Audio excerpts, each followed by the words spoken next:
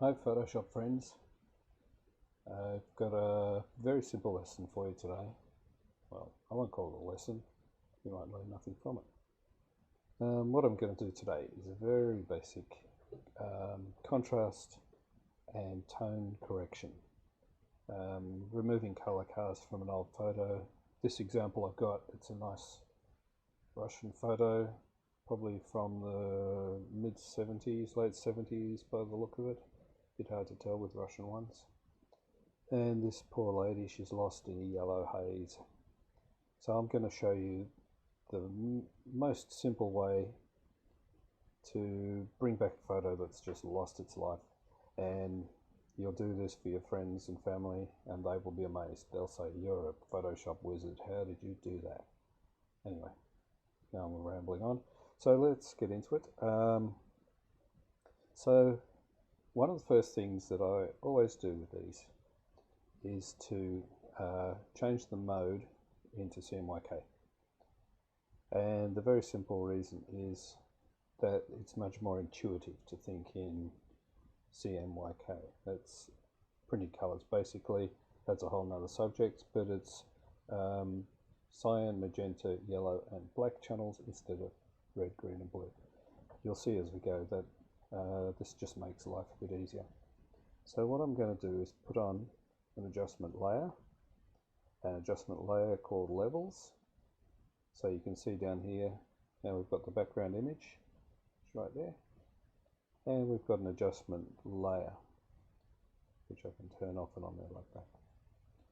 Now this is levels. Now you see these little corners around here are showing on the mask of that, and that's all white, which means everything we do to this channel is going to affect the image underneath. I'll get into how masks work on a different lesson. So just, if you don't know about masks, just look for a title in my videos called How to Do Masks or something of that nature, and it'll make a lot of sense straight away. So now when we click on here, this little graph thing, the little corners will show that you're actually doing an adjustment. The adjustment table is here, and here is CMYK. Start with cyan. So this histogram here just shows you where all the tones are in the pick, and the fact that they're off to the right means that this cyan channel has no guts. It's got no bottom end at all. So what we do is we just drag this little pointer here up until we start seeing some detail. So this is the number of pixels showing here. So there's a few pixels of color down there. Now we don't want to go mad and just clip it right up to here. We just want to clip onto the tail of where there's a little bit of data. And you see straight away in the image, I'll turn it off and on here. You see straight away in the image quite a big improvement. And we're going to go through and do that on each channel. So quickly go to magenta, I shouldn't abbreviate. Do the same thing there. And the yellow channel, now the yellow channel's got the opposite. Now you remember we had that yellow cast on the picture to begin with. So that's the highlight end, which is this end of the histogram. So if we just grab this little arrow here and bring it down, you'll see the cast just disappear off the highlight. So now we've done the very basic adjustment on 3 channels. All that's left is the black.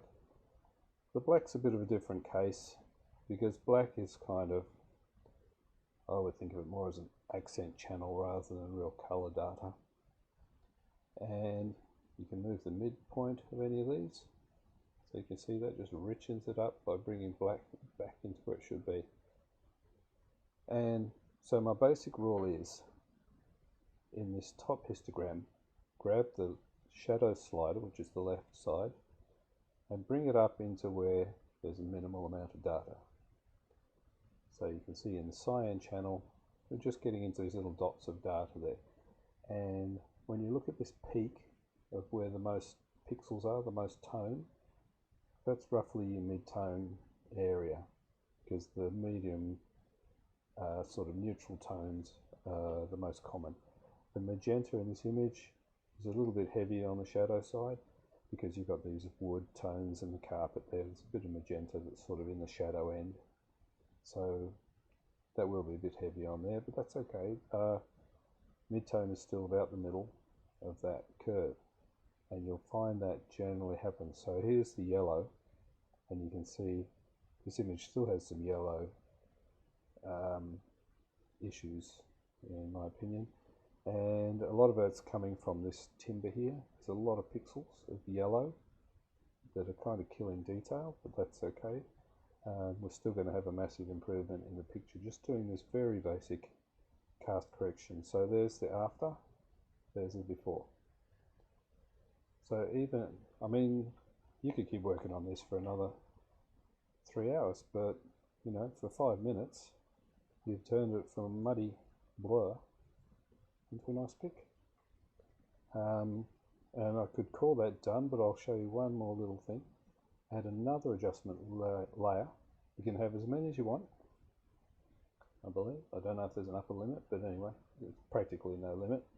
So now I've got one called curves, and I'm going to click on here just to make sure we're working on the actual curve data. So this is a bit similar to the previous filter, adjustment layer I should say. And what you've got here is a contrast adjustment slope. You've got a highlight indicator here, you've got a shadow indicator there. So if you drag this down, you're lightening the highlight. If you drag this up, you're darkening the shadow. Now, the little technique I've just done there is a very, very useful one, very powerful tool. And this is a very common adjustment I do on a daily basis. And all it is a tone, a contrast curve. So what we're doing is reducing the highlight around about a quarter tone and area, I mean a quarter of the way across this graph. And then you've got a 3/4 tone, that's 3/4 of the way across the graph, and that goes up, so it increases the heavy end. This is a very common adjustment. And when this curve gets steeper, you get more saturation, your colors become more colorful through that whole mid-tone area. You're actually flattening the curve in the highlight and in the shadow area, but that doesn't mean very much visually. Where the main gain is this increase of saturation through the middle. Now see right here, in the middle of that graph, there's an intersection of the 50-50 point, the exactly halfway of the tones. And I always make sure that this tone curve, when I adjust it, it still runs through that center point. It definitely helps the results if that stays in the center.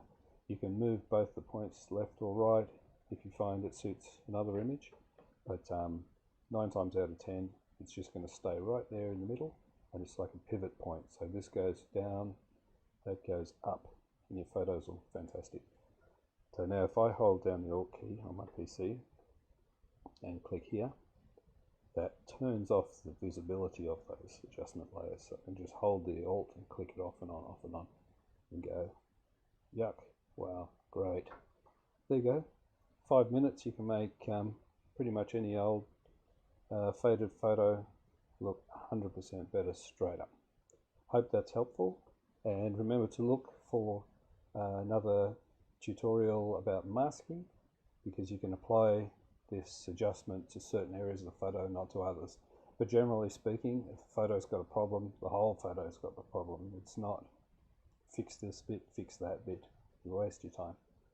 If the photo's wrong, it's wrong overall. Anyway, I'm the guy that does graphics work for free. Send me a file that you want fixed, and right above me here there's an email address right about there, and if you want something done, send it to me. I'll do it. I'll put up the video and I'll send you the result. We'll just communicate by email, and I'll get a result to you, and I'll do it as quickly as I can depending on how many requests I get.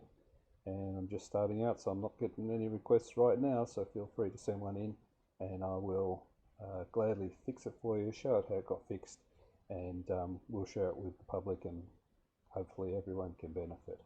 Okay, thanks for watching, and don't forget the free graphics guy on the AdobeWan-Kenobe channel, and if you want to share me on your socials, you want to subscribe and see when your pic comes up, just hit the subscribe, and I'll do what I can for you. Thanks for watching.